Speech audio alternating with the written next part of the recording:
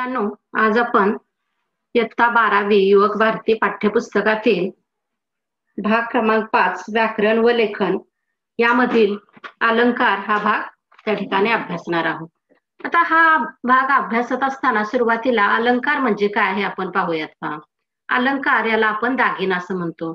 ज्याप्रमाणे एखाद्या स्त्रीचं सौंदर्य त्या ठिकाणी दागिन्यामुळे अधिक खुलून येतं किंवा आपल्याला सजवण्यासाठी आपण दागिन्यांचा वापर करतो, तसाच या ठिकाणी सुद्धा भाषेला सौंदर्य प्राप्त करून देण्यासाठी ज्या गोष्टींचा वापर या ठिकाणी केला जातो त्याला आपण काय म्हणतो, अलंकार असं म्हणतो पहा. आता सर्वसामान्य व्यावहारिक भाषा जी आहे या व्यावहारिक भाषेमध्ये आणि कथा, कादंबरी, नाटक इत्यादी जे साहित्य आहे या साहित्यामध्ये आपल्याला वेगळेपण पाहायला मिळतं. ते कशामुळे? तर ते अलंकारामुळे किंवा त्या ठिकाणी भाषेचा जो सौंदर्यपूर्ण वापर केलेला असतो त्यामुळे आपल्याला ही भाषा अधिक सुंदर, गेयतामय असलेली किंवा अधिक आकर्षक असे वाटते. आणि म्हणूनच या अलंकाराचा वापर लेखक किंवा साहित्यिक आपल्या साहित्यामध्ये करताना आपल्याला पाहायला मिळतात. म्हणूनच हा अलंकार हा प्रकार काय आहे ते आज आपण पाहणार आहोत पहा. आपण जेव्हा कथा, कादंबरी, कविता, नाटक यासारखं साहित्य वाचतो तेव्हा दैनंदिन जीवनातील भाषेपेक्षा ती भाषा वेगळी असल्याची आपल्याला पाहायला मिळते किंवा वाचायला मिळते पहा. आपल्याला साहित्य वाचनाचा आनंद मिळवून देण्यात यातील भाषेचा मोठा वाटा असतो किंवा भाषेला किंवा साहित्याचा जो आनंद आहे तो आपण कशामुळे घेऊ शकतो, तर त्याच्यामध्ये वापरलेली जी भाषा आहे त्या भाषेच्या सौंदर्यामुळे आपल्याला या वाचनाचा आनंद मिळू शकतो पहा. दैनंदिन व्यवहारातील भाषेपेक्षा साहित्याची भाषा ज्या घटकामुळे वेगळी ठरते त्यातील एक घटक म्हणजे अलंकार आहे पहा.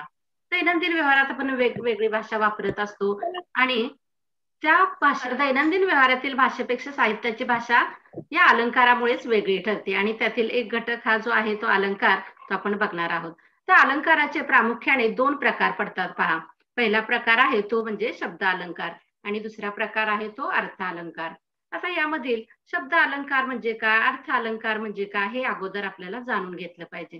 त्यापैकी यमक, अनुप्रास, श्लेष हे शब्दालंकार आहेत आणि उपमा, उत्प्रेक्षा, रूपक, व्यतिरेक, दृष्टांत, चेतन, गुणोक्ती हे अर्थ अलंकार आहेत पहा. आता त्यामध्ये शब्द अलंकार म्हणजे काय, ज्या अलंकारामुळे किंवा ज्या भाषेमुळे त्या ठिकाणी शब्दामध्ये चमत्कृती साधली जाते किंवा त्या शब्दांच्या वापरामुळे त्या ठिकाणी भाषा ही अधिक आकर्षक होत असते, अशा शब्दांना त्या ठिकाणी आपण काय म्हणतो, शब्द अलंकार असं म्हणत असतो पहा. म्हणजे शब्दांचा किंवा अक्षरांचा वापर या ठिकाणी विशिष्ट पद्धतीने केलेला आपल्याला पाहायला मिळतो किंवा तो अर्थपूर्ण असलेला आपल्याला पाहायला मिळतो. म्हणून या ठिकाणी शब्द अलंकार हा होत असतो पहा. जसं पहा उदाहरणच आपण पाहूया. एका शब्दाचा किंवा अक्षरांचा त्या ठिकाणी पुन्हा पुन्हा वापर करणं पहा. एखाद्या त्या ठिकाणी शब्दांचा पुन्हा पुन्हा वापर केला जातो किंवा त्याला आपण पुनरावृत्ती अशी शब्दाची म्हणतो किंवा काही ठिकाणी शब्द हा द्विअर्थाने वापरला जातो, म्हणजे त्या शब्दाचे 2 अर्थ निघतात किंवा तेच अक्षर वेगवेगळ्या अर्थाने वापरणे. अशा प्रकारे ज्या ठिकाणी शब्दांचा वापर केलेला असतो तिथे शब्द अलंकार हा निर्माण होत असतो. त्यानंतर दुसरा प्रकार आहे तो म्हणजे अर्थ अलंकार. आता अर्थ अलंकार म्हणजे काय, तर शब्दाचा जो अर्थ आहे त्या अर्थामुळे त्या शब्दाला सौंदर्य प्राप्त झालेलं असतं. बघा, अर्थाच्या वैशिष्ट्यपूर्ण वापरामुळे किंवा अर्थाच्या दृष्टीने चमत्कृती ज्या ठिकाणी साधली जाते तिथे काय होतो, अर्थ अलंकार होत असतो पहा.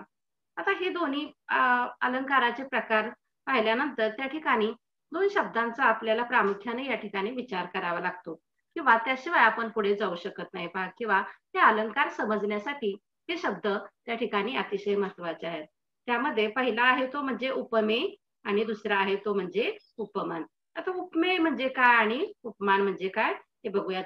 बघा, आता उपमेय कशाला म्हटलं जातं, तर ज्याची तुलना करायची आहे त्या शब्दाला काय म्हटलं जातं, उपमेय असं म्हटलं जातं. आता उदाहरणच पहा.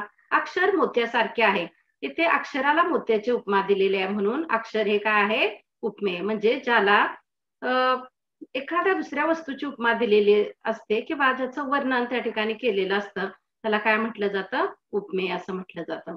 आता वरील वाक्यामध्ये पहा, मोत्यासारखे अक्षर, मोती हे काय आहे, उपमान आहे. म्हणजे त्या ठिकाणी ज्याचं वर्णन केलेलं आहे किंवा ज्याला उपमा दिलेली आहे त्याला काय म्हटलं जातं, उपमेय म्हटलं जातं पहा. आता उदाहरणच पहा दुसरं, देह देवाचे मंदिर. आता इथे देह उपमेय आहे आणि मंदिर हे काय आहे, उपमान आहे.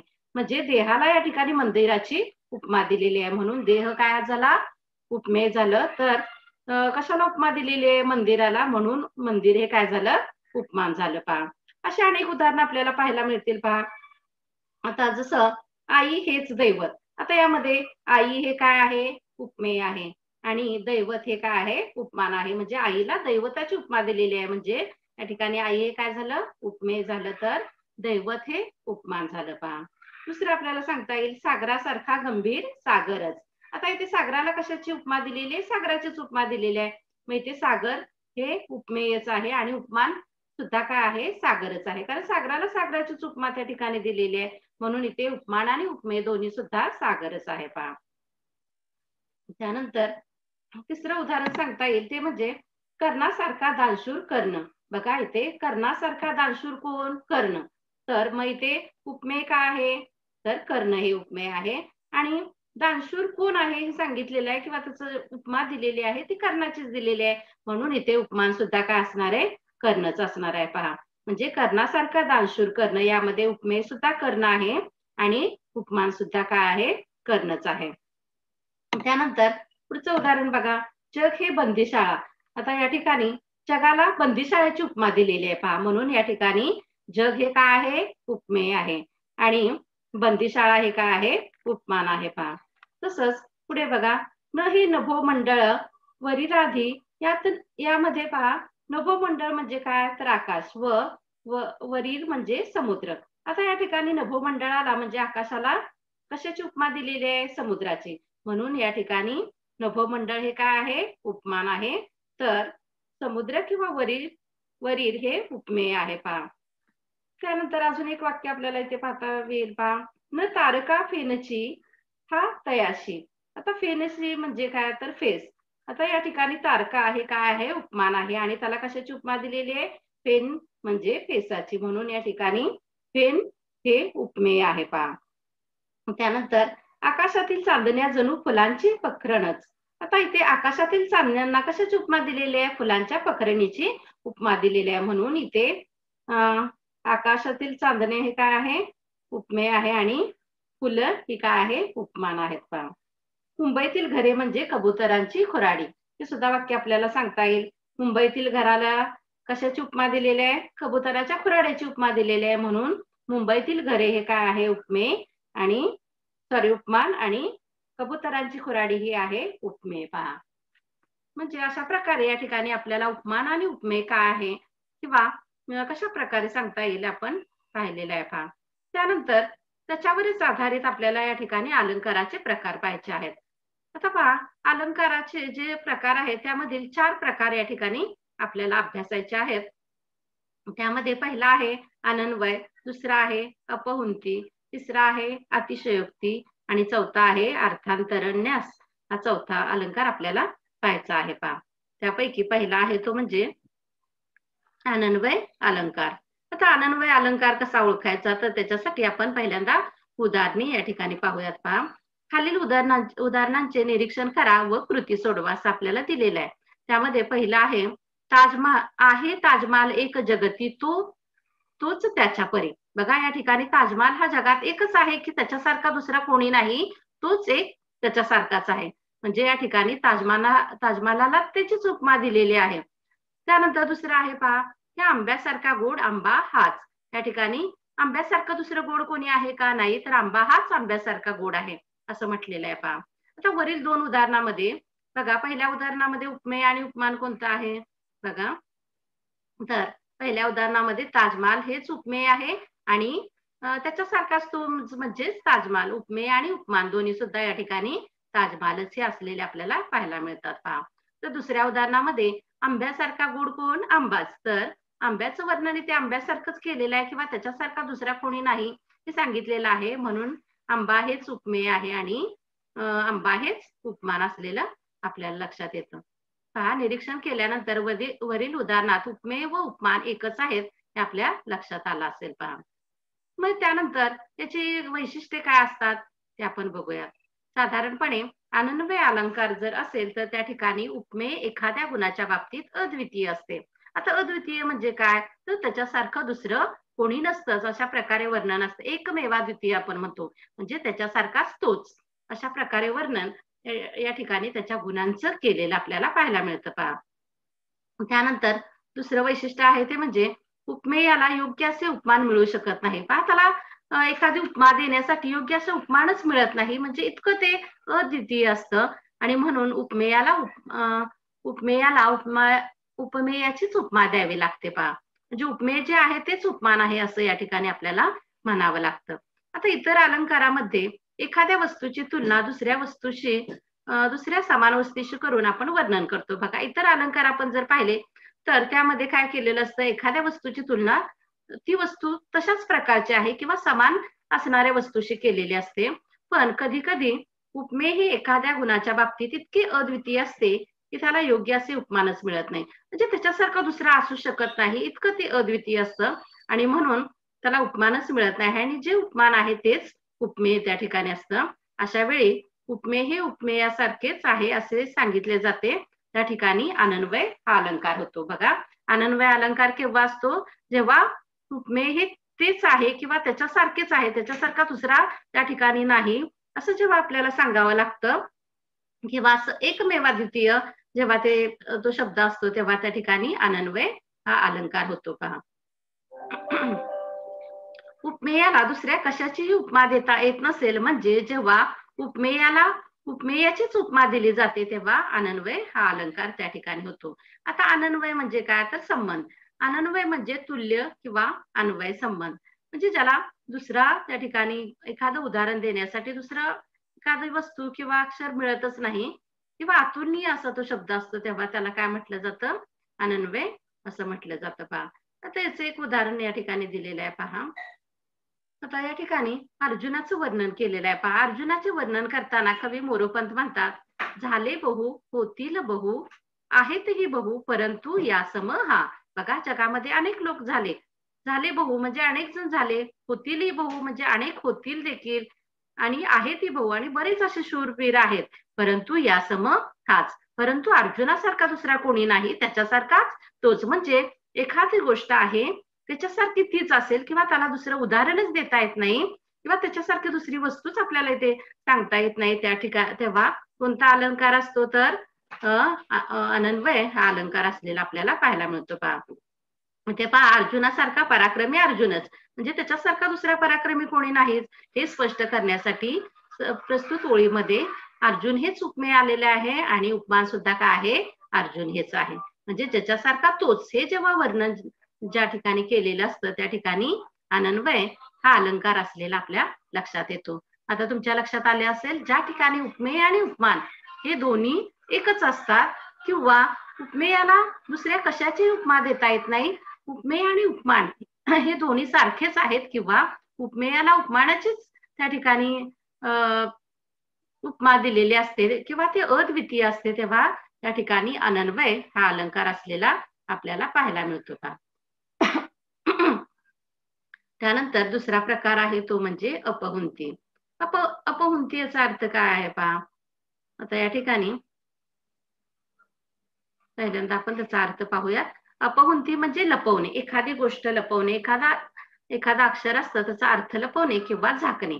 आता वरील उदाहरणामध्ये पहा, आता या ठिकाणी उदाहरण दिलेलं आहे आपल्याला, त्यामध्ये काय म्हटलंय पहा. खालील उदाहरणाचे निरीक्षण करा व कृती सोडवा.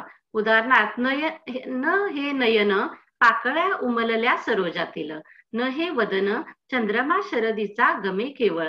बघा न हे नयन, नयन हे नाहीत तर ते काय आहेत, पाकळ्या उमलल्या जसे सरोजातील. सरोज म्हणजे ते काय, कमळ. म्हणजे हे डोळे नाहीत, म्हणजे डोळे यांना झाकून ठेवून त्या ठिकाणी ते डोळे नव्हेत तर काय आहेत, तर उमललेलं एखाद्या कमळ, उमललेलं कमळ किंवा कमळाच्या पाकळ्याच आहेत असं या ठिकाणी म्हटलेलं आहे. म्हणजे या ठिकाणी नयन याला झाकून ठेवलेलं आहे आणि ते एखाद्या पाकळ्यासारखे आहेत असं या ठिकाणी वर्णन केलेलं आहे. म्हणजे इथे उपमेय काय केलेलं आहे, झाकून ठेवलेलं आहे आणि ते उपमानच आहे असं जेव्हा म्हटलेलं असतं तेव्हा त्या ठिकाणी अपहुंती हे आपल्याला पाहायला मिळतं. दुसरं त्याच्यातलं ओळ पहा, न हे वदन चंद्रमा शरदीचा गमे केवळ. न हे वदन वदन म्हणजे काय? तोंड. हे वदन नाही, तोंड नाही, तर ते काय आहे? चंद्रमा शरदीचा. शरदाचं चंद्रमाचा आहे तो, असं या ठिकाणी म्हणजे वदनाला किंवा तोंडाला चंद्राची उपमा या ठिकाणी, शरदाचा जो चंद्र आहे त्याची उपमा दिलेली आहे, हे आपल्याला या ठिकाणी पाहायला मिळतं. पहा आता वरील उदाहरणात पहिल्या ओळीमध्ये पहा, त्या ठिकाणी काय म्हटलेलं आहे? पहिल्या ओळीमध्ये उपमेय आणि उपमान कोणतं आहे ते बघायचंय. आता या ठिकाणी पहिल्या ओळीमध्ये नयन हे काय आहे? उपमेय आहे आणि त्याचं वर्णन कशाशी केलेलं आहे? तर पाकळ्यांशी केलेलं आहे. म्हणून उपमान काय आहे? तर पाकळ्या आहे. म्हणजे आपल्याला उपमेय हे नयन सांगता येईल आणि उपमान हे पाकळ्या असलेलं सांगता येईल. पहा तर दुसऱ्या ओळीमध्ये पहा, त्या ठिकाणी वदन हे उपमेय आहे, तर उपमान काय आहे? शरद ऋतूतील चंद्र. म्हणजे वदन कसं आहे? शरद ऋतूतील चंद्रासारखं. म्हणजे वदनाला किंवा तोंडाला या ठिकाणी शरद ऋतूतील चंद्राची उपमा दिलेली आहे, म्हणून वदन हे काय आहे? उपमेय आहे. तर उपमान काय आहे? शरद ऋतूतील चंद्र आहे, हे आपल्याला सांगता येईल. आणि या वरील वाक्यांवरून आपल्याला इथे याची काही वैशिष्ट्ये सांगता येतील. जे अपहुंती अलंकार असेल तर कोणती वैशिष्ट्ये त्या ठिकाणी असतात? तर त्यामध्ये पहिलं वैशिष्ट्य जे आहे ते पहा, उपमेयाला लपवले जाते. म्हणजे उपमेय हे आहे असं नाही, तर त्याला लपवून त्या ठिकाणी दुसराच त्याचा अर्थ सांगितला जातो. पहा त्यानंतर दुसरा त्या ठिकाणी वैशिष्ट्य आहे ते म्हणजे उपमेय असूनही ते उपमेय नाही तर उपमानच आहे असे सांगितले जाते. म्हणजेच उपमेयाचा निषेध केला जातो. म्हणजे हे उपमेय ते नाही तर ते उपमानच आहे असं जेव्हा सांगितलं जातं, तेव्हा त्या ठिकाणी अपहुंती हा अलंकार असलेला आपल्याला पाहायला मिळतो. पहा म्हणजे इथे काय केलेलं असतं, तर उपमेयाचा निषेध केलेला असतो. म्हणजे ते उपमेय नाहीच, तर ते उपमानच आहे असा निषेध करून किंवा ते लपवून ठेवलं जातं किंवा झाकून ठेवलं जातं. त्यानंतर चौथं वैशिष्ट्य सांगता येईल, निषेध दर्शवण्यासाठी न, नव्हे, नोहे, नसे, कसले असे शब्द या ठिकाणी वापरले जातात. जसं वदन नव्हे, कमळ नव्हे किंवा नोहे, हे नसे किंवा कसले अशा प्रकारचे शब्द ज्या ठिकाणी वापरलेले असतात किंवा आलेले असतात, त्या ठिकाणी अपहुंती हा अलंकार असलेला आपल्याला पाहायला मिळतो. पहा यावरून काय सांगता येईल आपल्याला, तर अपहुंती म्हणजे लपवणे किंवा झाकणे. आता वरील उदाहरणात पहिल्या ओळीत नयन हे उपमेय आहे, कमळातल्या पाकळ्या हे काय आहे? उपमान आहे. इथे डोळे हे डोळे नसून ते काय आहे? कमळातील पाकळ्या आहेत असं म्हटलेलं आहे. म्हणजे डोळ्यांना झाकून ठेवलेलं आहे आणि ते डोळे नाहीत, नव्हे तर काय आहेत? कमळाच्या पाकळ्या आहेत असं दर्शवलेलं आपल्याला पाहायला मिळतं. असं सांगताना उपमेयाला लपवून किंवा दूर सारून म्हणजेच उपमेयाचा निषेध करून त्याच्या जागी उपमानाची स्थापना केलेली आहे. पहा वरील उदाहरणातील दुसऱ्या ओळीतील वदन हा शब्द पहा, वदन या उपमेयाचा या ठिकाणी निषेध केलेला आहे आणि तो शरद ऋतूतील चंद्र आहे असं म्हणून उपमानाची स्थापना त्या ठिकाणी केलेली आपल्याला पाहायला मिळते. म्हणून या ठिकाणी उपहुंती हा अलंकार आलेला आपल्याला पाहायला मिळतो. पहा म्हणजे उपमेयाचा निषेध करून उपमेय हे उपमान आहे असे जेव्हा सांगितले जाते, तेव्हा अपहुंती हा अलंकार होतो. पहा याची वैशिष्ट्ये सुद्धा तुम्हाला बऱ्याच वेळा विचारली जातात. त्या ठिकाणी अपहुंती अलंकार पुढच्या एखाद्या कॉलम मध्ये दिला जाईल आणि त्याची वैशिष्ट्ये तुम्हाला लिहायला सांगितली जातील किंवा काही वेळा वैशिष्ट्ये दिली जातील, तर तो अलंकार कोणता आहे हे ओळखा, असा सुद्धा प्रश्न त्या ठिकाणी विचारला जाऊ शकतो. म्हणूनच ही वैशिष्ट्ये आपल्याला माहिती असणं गरजेचं आहे. त्यानुसार उपमेयाचा निषेध करून उपमेय हे उपमान आहे असं केव्हा सांगितलं जातं, तर अपहुंती या अलंकारामध्ये सांगितलं जातं, हे आपण सांगू शकतो. पहा आणि त्यानंतर तुमच्या सगळ्यांच्या आवडीचा असा जो अलंकार आहे तो म्हणजे अतिशयोक्ती. कारण हा सगळ्यांनाच त्या ठिकाणी ओळखता येतो किंवा सहजासहजी आपल्याला तो ओळखता येतो.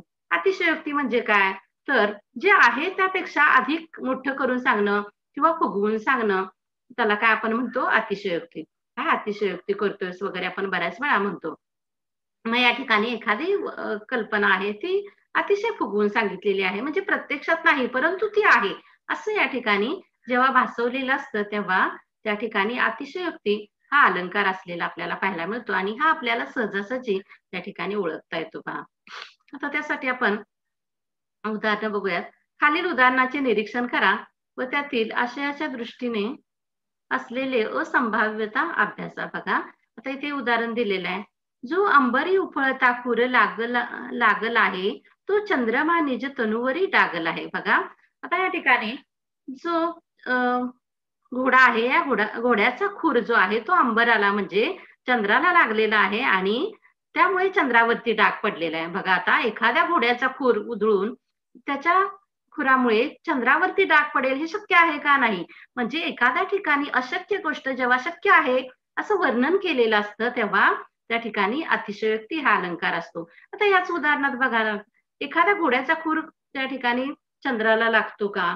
नाही लागत. परंतु इथे तशी कल्पना केलेली आहे की अंबराला म्हणजे त्या ठिकाणी आकाशामध्ये हा घोडा आहे तो उधळलेला आहे आणि तो इतका वरती उधळलेला आहे की त्याचा पाय किंवा त्याचा खूर आहे तो कशाला लागलेला आहे? चंद्राला लागलेला आहे आणि त्यामुळे चंद्रावरती डाग पडलेला आहे. म्हणजे ही कल्पना आहे पहा, या ठिकाणी असं कधीच असू शकत नाही.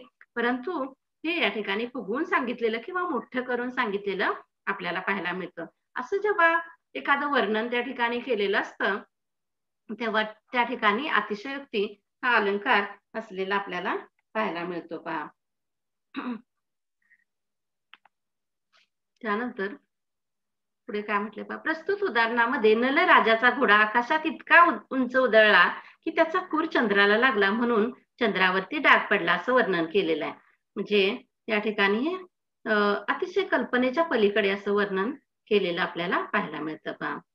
म्हणून आपल्याला याची काही वैशिष्ट्ये त्या ठिकाणी सांगता येतील. अतिशयोक्ती अलंकाराची वैशिष्ट्ये पहा.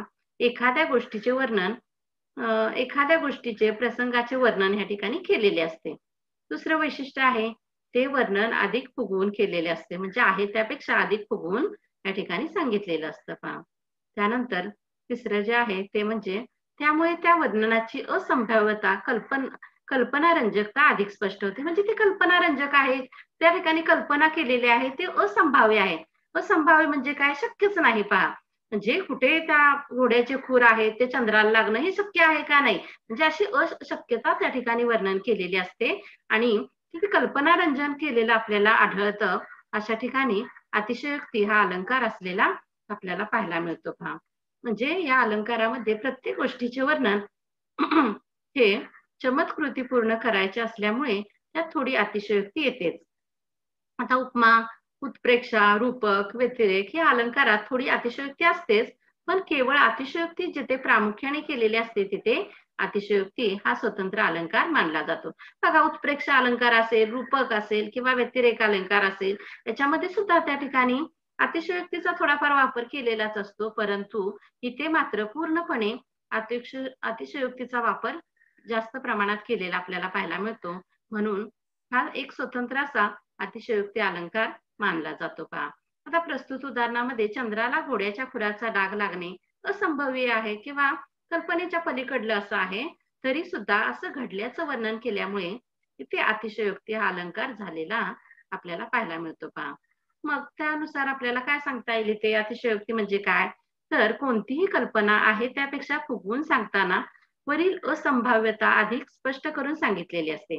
त्यावेळी अतिशयोक्ती हा अलंकार त्या ठिकाणी असलेला आपल्याला पाहायला मिळतो पहा. त्यानंतर पुढचा जो उदाहरण इथे दिलेला आहे पहा. एक उदाहरण आपल्याला पाहायला मिळतं. दमडीचं तेल आणलं, सासूबाईंचं नाणं झालं, मामंजींची दाढी झाली, भाऊजींची शेंडी झाली, उरलं तेल झाकून ठेवलं, लांडोरीचा पाय लागला, वेशीपर्यंत ओघळ गेला, त्यात उंट पोहून गेला. बघा, कल्पना ही आपण करू शकत नाही. दमडीचं तेल आणलं म्हणजे अतिशय दमडी हे जुन्या काळातलं एक नाणं होतं. आता या दमडीमध्ये किती तेल येणार आहे? फार कमी ते येणार आहे आपल्याला माहिती आहे. मग एवढ्या कमी तेलामध्ये सासूबाईंचं नाणं झालं, मामांजींच्या दाढीला लावण्यासाठी सुद्धा ते वापरलं, भाऊजींची शेंडी झाली म्हणजे भाऊजींच्या शेंडीला लावण्यासाठी सुद्धा ते वापरलं आणि तरी सुद्धा ते शिल्लक राहिलेलं आहे. ते उरलं ते काय केलं? झाकून ठेवलं आणि ते झाकून ठेवलेलं तेल आहे त्याला काय झालं? लांडोरीचा पाय लागला आणि त्याचा ओघळ जो आहे तो वेशीपर्यंत गेला. बघा एवढ्याशा तेलाचा ओघळ वेशीपर्यंत जाणार आहे का? नाही. म्हणजे या ठिकाणी कल्पना केलेली आहे पहा. आणि त्यात उंट पोहून गेला असं म्हटलेलं आहे.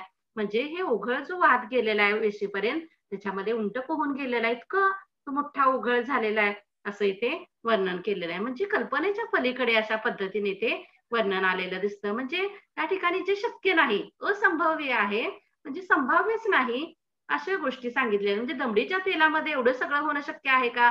सासूबाईंचं नाणं असेल, मामाजींची दाढी असेल, भाऊजींची शेंडी असेल, आणि त्याच्यातूनही तेल तेल उरलेलं आहे. त्याला लांडोरीचा पुन्हा पाय लागतो. त्याचा मोठा उगळ होतो आणि तो वाहत जातो आणि त्याच्यामध्ये उंट पोहून जातो. हे सगळं कसं आहे, कल्पनारंजक आहे किंवा इथे कल्पना केलेली आपल्याला पाहायला मिळते. आहे त्यापेक्षा कितीतरी मोठ्या प्रमाणात ते फुगवून सांगितलेलं आपल्या लक्षात येतं. म्हणून या ठिकाणी अतिशयोक्ती हा अलंकार असलेला आपल्याला सांगता येईल पहा. दमडीच्या तेलात कोणकोणत्या गोष्टी उरकल्या आहेत हे सांगताना वस्तुस्थितीपेक्षा कितीतरी गोष्टी फुगवून सांगितल्या आहेत. वस्तुस्थितीमध्ये शक्य आहे का? तर नाहीये. म्हणून जे आहे त्यापेक्षा ते फुगवून सांगितलेलं आहे. म्हणून या ठिकाणी अतिशयोक्ती हा अलंकार या ठिकाणी असलेला आपल्याला पाहायला मिळतो. त्यानंतर पुढचा जो चौथा प्रकार आहे तो अर्थांतरन्यास हा प्रकार आहे पहा. आता याच्यामध्ये उदाहरणं काही दिलेली आहेत पहा. खालील उदाहरणांचे निरीक्षण करा व अभ्यासा. उदाहरणार्थ तदितर खग वेगळाळे पळाले, उपवन जल केली जे कराया मिळाले. स्वजन गवस लाजो त्याज पासी नसे तो, कठीण समय येता कोण कामास येतो. बघा, कठीण समय येता कोण कामास येतो म्हणजे कठीण प्रसंग आल्यानंतर कोणीच कामास येत नाही. अशा प्रकारे एखाद्या गोष्टीवरून त्या ठिकाणी एखादा सिद्धांत मांडलेला असतो पहा. जसं पहा, कठीण प्रसंग आल्यावर कोणीच उपयोगी येत नाही हे सांगण्यासाठी त्या ठिकाणी वरील प्रकारचं वर्णन केलेलं आपल्याला दिसतं पहा. आता नलराजाने हंसाला पकडल्यानंतर बागेत जलक्रीडेसाठी जमलेले इतर सर्व पक्षी घाबरून पळाले.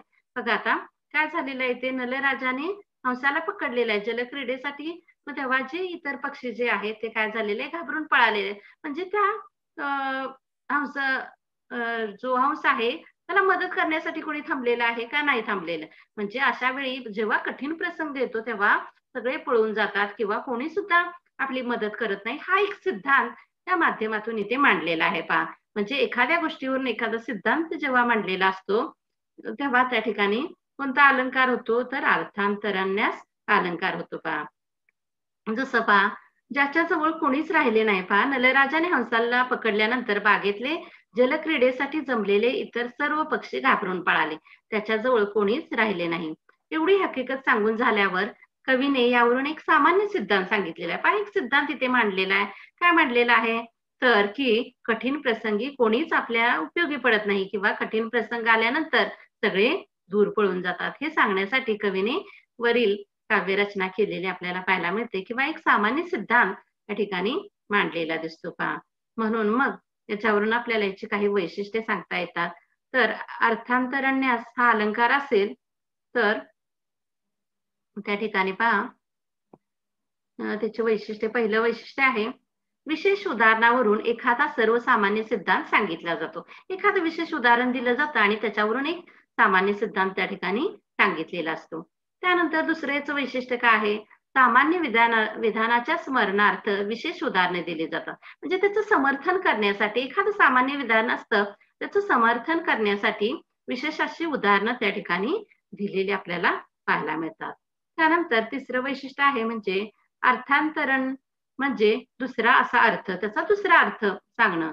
न्यास म्हणजे काय, शेजारी ठेवणे असा त्याचा अर्थ आहे. या अलंकारामध्ये एका अर्थाचा समर्थक असा दुसरा अर्थ त्याच्या शेजारी ठेवणे म्हणजे एका विशिष्ट अर्थ दुसरा व्यापक अर्थाकडे घेऊन ठेवणे म्हणजे त्याला काय म्हटलं जातं, अर्थांतरन्यास असं म्हटलं जातं. तर त्याचं एक उदाहरण पुन्हा आपल्याला पाहता येईल.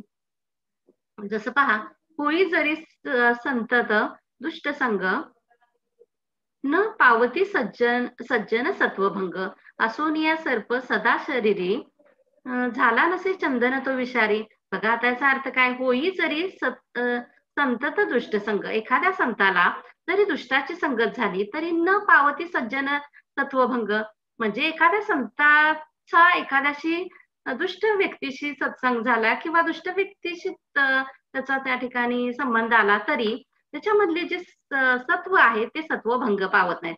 एस म्हणजे संतांच्या संगतीमध्ये किती वाईट लोक आले तर संत त्यांचे सत्वगुण आहेत किंवा चांगले गुण आहेत हे सोडून देतात का, त्यांच्या सत्वगुणांचा भंग होतो का, तर नाही होत.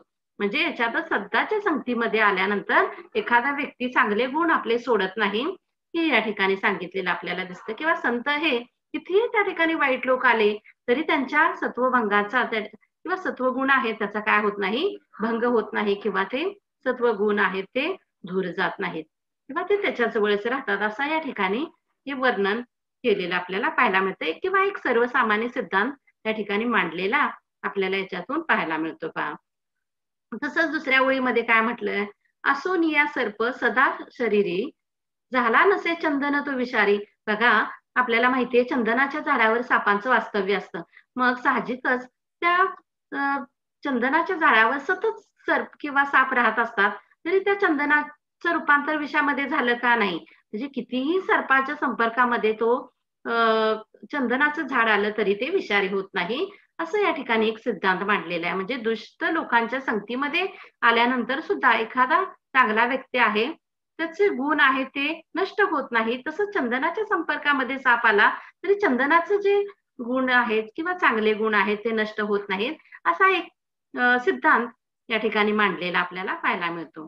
म्हणजे सज्जन सतत जरी दुष्टांच्या संगतीत आले तरी सज्जनांची सात्विकता नष्ट होत नाही, हा सर्वसामान्य सिद्धांत इथे सांगितल्यानंतर कवी निसर्गातलं एक सामान्य उदाहरण देतात पहा.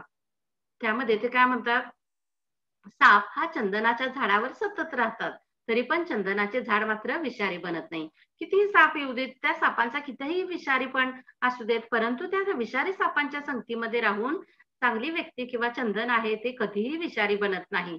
असंच हा सर्वसामान्य सिद्धांत मांडलेला आहे. म्हणजे याच्यावरून काय कवीला सांगायचंय, कितीही वाईट किंवा दुष्ट लोक आपल्या संगतीत आले तरी त्यांचं विष आपल्यामध्ये किंवा त्यांचा वाईटपणा आपल्यामध्ये जेव्हा येत नाही किंवा आपण तो त्याच्या वाईट गुणांचा अंगीकार करत नाही, असा एक सर्वसामान्य सिद्धांत या ठिकाणी या कवितेच्या किंवा या ओळींच्या माध्यमातून कवीने मांडलेला आपल्याला पाहायला मिळतो पहा. अशा प्रकारे या ठिकाणी 4 जे अलंकार आहेत ते आपण पाहिलेले आहेत. त्यामध्ये पहिला जो होता तो पहा, पहिला आहे तो अनन्वय. अनन्वय म्हणजे काय, उपमेयाला दुसऱ्या कशाचीही उपमा देता येत नाही, त्याला काय म्हटलं जातं, अनन्वय. म्हणजे त्याच्यासारखाच तो जिथे सांगितलेला असतो तर त्याला काय म्हटलं जातं, अनन्वय म्हटलं जातं. त्यानंतर दुसरा होता तो म्हणजे अपहुंती. अपहुंती म्हणजे काय, तर या ठिकाणी अपहुंती म्हणजे लपवणे किंवा झाकणे. यामध्ये उपमेचा निषेध करून उपमे हे उपमानच आहे असं दाखवलेलं असतं. म्हणजे उपमे हेच उपमान आहे असं जिथे दर्शवलेलं असतं तिथे काय असतं, अपहुंती अलंकार असतो. त्यानंतर तिसरा पाहिला तो म्हणजे अतिशयोक्ती. अतिशयोक्तीमध्ये काय म्हटलेलं असतं, तर या ठिकाणी पहा, कोणतीही कल्पना आहे त्यापेक्षा फुगवून सांगितलेली असते आणि जे असंभाव्य आहे ते सांगितलेलं असतं. म्हणजे जे कधी शक्य नाही अशा गोष्टीचं वर्णन त्या ठिकाणी केलेले असते, त्या ठिकाणी काय असतं, अतिशयोक्ती असते पहा. आणि चौथा प्रकार आपण पाहिला तो म्हणजे अर्थांतरन्यास. त्यामध्ये पहा, एका अर्थाचा समर्थक असा दुसरा अर्थ त्याच्या शेजारी ठेवणं म्हणजे एक विशिष्ट अर्थ दुसऱ्या व्यापक अर्थाकडे नेऊन ठेवणं म्हणजे अर्थांतरन्यास असं म्हणता येईल पहा. अशा प्रकारे हे 4 अलंकार या ठिकाणी आपण पाहिलेले आहेत.